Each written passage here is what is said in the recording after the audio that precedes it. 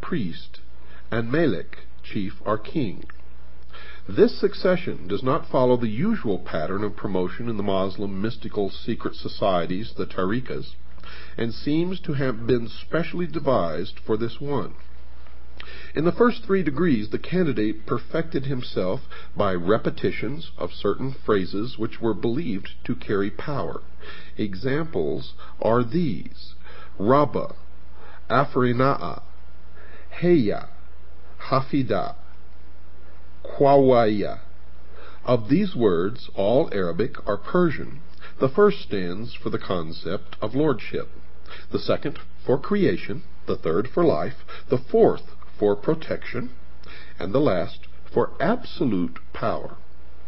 If they were repeated with deep meditation upon various forms of their manifestations in human life, it was believed the appropriate power would come into the devotee. Now, no special deity was worshipped, but it was believed that there was a supreme overall power, which was known by the sum of its individual powers, lordship, protection, and so on, a type of pantheism which works its way into the modern mystical societies of today. And that when one had meditated upon them all, and they had become the property of the invocant, he would thenceforward be a man of complete power. Now, folks, this kind of idea underlies a good deal of religious and magical thinking in many faiths, though it is seldom put in as concise a manner. The enlightened one of the 4th degree was he who could attain, during the rituals, complete identification with this overall power, and was guided by it in all that he did. It was said that he could communicate directly with the unknown or hidden supervisors. Now, this meant that, apart from the guidance of the chief, he was free to suit his own pleasure in life. No theological or social bonds limited him. It is at this stage, said the illuminated, that the Arif could perform acts of wonder and magic, influence the physical world, and know the secrets of others. He attained this degree through the acceptance of him by the Master, to whom he had confided his dreams and mystical ecstasies. The Master alone really knew whether these were true or false experiences, and promoted him accordingly. Some people proceeded to the higher degrees without going through all the lower ones, because they were helped by the spirits of former illuminates who had died. The Master, Emir, Imam, and Melek degrees were reserved for the very highest men and women initiates. After the 5th degree, the segregation of the sexes in rituals was no longer practiced. Anyone of the degree of Imam and higher could start his own lodge and make his own disciples.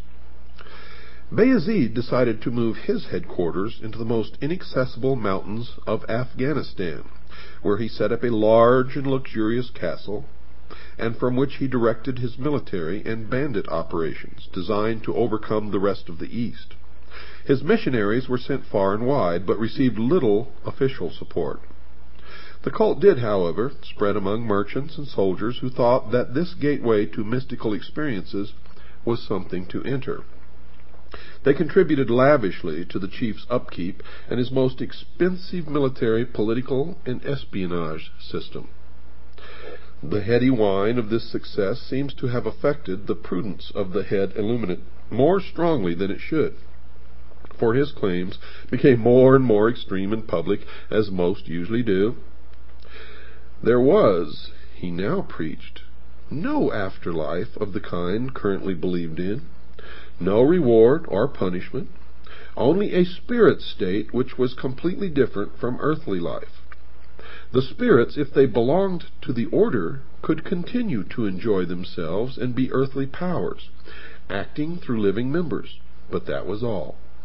The preaching of this spiritual vampirism seemed to delight his followers as much as it infuriated his enemies, because Bayezid now gave out more and more of the new doctrine based upon his no afterlife creed. Eat, drink, be merry, gain power, look after yourself. You have no allegiance except to the order, he told them, and all humanity which cannot identify itself by our secret sign is our lawful prey.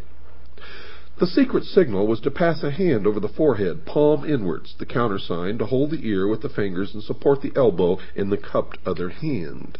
And you can see that sign be exchanged even today in the courts of law all over the United States of America between lawyers and judges, defendants and judges, prosecutors and judges, prosecutors and defending lawyers, etc., etc., etc. Bayezid took to himself the style of Pir Aroshan, or Sage of Illumination, and founded a city at Hashnagar, which was to be the center from which Illuminism was to spread all over the world. Now, each member of his following was given a new name upon entry. Does that sound familiar? And this name depended upon the guild to which he in theory belonged. According to Bayezid, all humanity was divided into professions. His were lamp makers. Some members were the makers, others sold lamps. Some were known as this kind of lamp, some another. Lamp of the darkness was a typical example. Among the other guilds noted are those of the builders. Does that sound familiar? Soldiers, merchants of various kinds, and scribes. They can be found today in organizations such as the American Medical Association or the American Bar Association, etc., etc.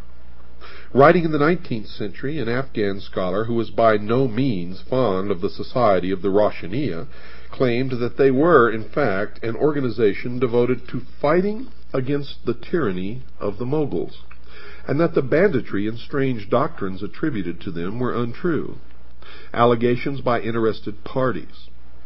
He based this upon two manuscript copies of the objectives of the order, which seem to have stated that it was dedicated to influencing people of importance throughout the East and West towards greater justice and self-training into the immense capacities of the human mind, whereby wonders can be caused, and through which the harmony of the world will be established. Now, these ideas are taken from those enshrined in our ancient literature and practices, as well as those of the Persians, many of whom followed the true illuminated path before the new message was revealed, they stated. In the end, the imperial Mogul decided that something must be done about the widespread power of the militant mystics of the Hindu Kush mountains. The governor of Kabul arrested Bayezid, clapped him in irons, and paraded him through the streets to show that here was no supernatural being. To give further point to the proceedings, his hair and beard were half-shaved, but this governor, Moshin Khan, was under the ascendancy of his religious guide, one Sheikh Atari, who may even have been a secret adherent of the Illuminated One, for the cult was spreading with rapidity. In any case, he told the governor that Bayezid was undoubtedly a man of great and holy attainments, and that considerable suffering would inevitably attend anyone who treated this man harshly. Bayezid was allowed to escape. The indignities to which he had been subjected kindled his illuminism still higher. Calling his numerous companions, he retired to tribal Tehra, where he set up a military and court atmosphere which is still remembered for its glamour, fervor, and mystery. India and Persia were to be overcome by force of arms, he announced. To that end, many more were to be enrolled into the ranks of the illuminated. Enthusiastic scenes throughout Afghanistan resulted from the proclamation, which was carried far and wide to the accompaniment of kettle drums and wild sword dances. And when he was ready, Bayezid, attended by his halqa, or circle of dervishes, led the campaign into the lush land of India. Intercepted by the Moshin Khan, whom he had earlier escaped, he was wounded, put to flight, and he eventually died as a result of this encounter. His son, Omar Ansari, proclaimed himself leader, and immediately ordered an attack upon the Pathan tribe of the Yusufzai, who had allied themselves with the Mughals.